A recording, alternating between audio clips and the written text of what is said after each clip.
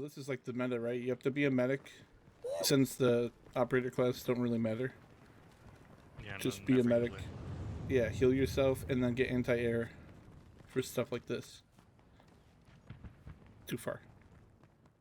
This is what I don't like about Battlefield 2042. Before we get into the video, if you like the video, please hit me with a like and subscribe. It really helps the channel and shows me that you want more of these weekly reviews. If you want to see what I'm up to daily, I stream on Twitch every day at 3 PM EST. Come by and say hello in the chat. Now, let's get into this review. If you can't tell by the theme of these videos, the ones I like, I recommend, and the ones I don't like, I don't recommend. The issue of pricing was brought up about my last review for Back 4 Blood. I generally don't go over pricing, but I do know it is important. With that said, I will be including that in my reviews going forward. Back 4 Blood is still something I would recommend, but for the content currently, I believe it's only about a $30 game. I would wait for a Steam sale or use Xbox Game Pass if you really can't wait for a sale. Now, on to the review for Battlefield. I have never played Battlefield 4 or 5, the last one I played was 1942, so I was going into this game with no expectations, unlike others. I'm going to try and keep this review short, however there are currently a lot of issues with the game I need to go over. While I understand this is an open beta, the game was slated to release shortly after it. The release date has now been pushed back a month, and I personally think it could use about 3 months longer till release. Some of my friends even said 6. The open beta didn't have the other game modes available, it only had the regular big battle mode. My biggest critique or issue I have with the game so far is the server's netcode. It really starts to show its issues when the server is full. Ping for your location region is around 124 milliseconds. I'm not sure what the actual tick rate of the servers is supposed to be, but it felt like it was around the 20 to 30 range. Hit registration starts lacking even more, and the desync when killing someone is visibly noticeable. The animations sometimes play late, or the other player will still be alive and able to shoot back at you. I can't tell you how many times I was killed by this, after I already put a whole clip into somebody's back.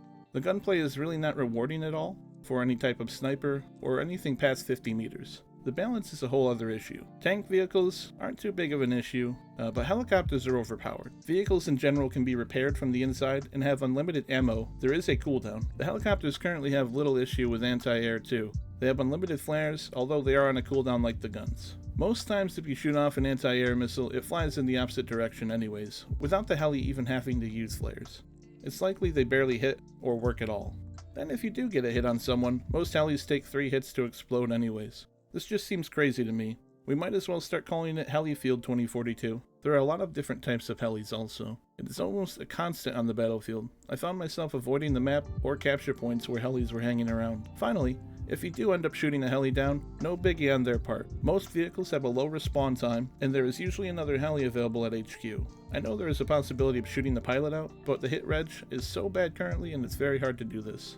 I've only been able to do it twice, and speaking of hit reg, the bullet drop and recoil is very random. You're better off not shooting anything further than 50 meters, and don't even burst fire or automatic fire. The armor break on headshots is silly as well. I understand some people don't like how it used to be. Apparently snipers were overpowered in the past. In my opinion, I would like to see headshots count as a one-shot. A lot of spawn points are messed up too, with multiple times I would spawn right in front of enemies on the capture point and immediately get downed.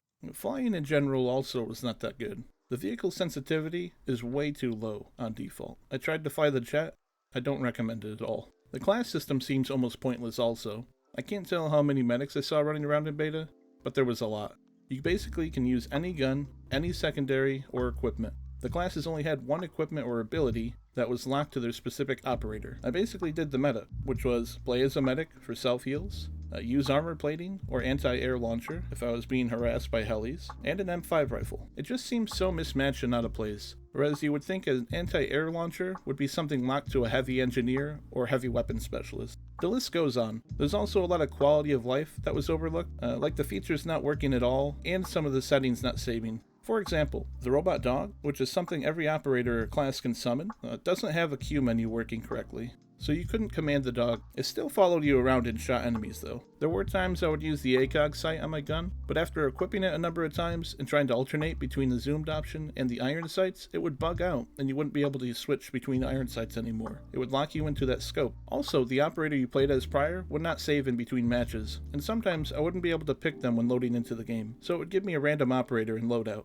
Lastly, there was an issue with a couple guns, the AK for example, which you could customize just fine, but upon death and respawn, the gun's attachments would all be reset. The gameplay is definitely more arcadey, like they wanted more of a Call of Duty style gameplay, which personally I don't think works on bigger maps. As an outsider looking in, it's like they tried hard to capitalize on that Call of Duty gameplay, and I think this is what most Battlefield players were upset about. That Battlefield ended up losing all of that basic allure that they were hyping everyone up about. What I liked about Battlefield 2042 was the custom on-the-go attachments. You could switch up to 4 points with the gun you were deployed with, right on the battlefield, which made for some fun on-the-fly gameplay. You can change the sight, the ammo, the barrel, and the foregrip. It wasn't all bad. When the server population wasn't full and latency wasn't as high, some of the gunplay actually felt good, but it was only when you were near enemies. Basically, the combat in close quarters was really where it was at. It would have been nice to see the other two game modes as well. I know there's a lot of hype around Portal, and Hazard could be fun as well. I will be revisiting this on release and put out an updated video to see what has changed and improved. The game does show a lot of promise, but I think it needs a lot of work in order to get there. The price point of $60 seems spot on accurate for me. It is definitely not worth it currently. If the major issues are fixed, I could totally see paying $60 for this game. There's a ton of replayability, and the other modes on top of that should make it worth it. Until then, buy at your own risk.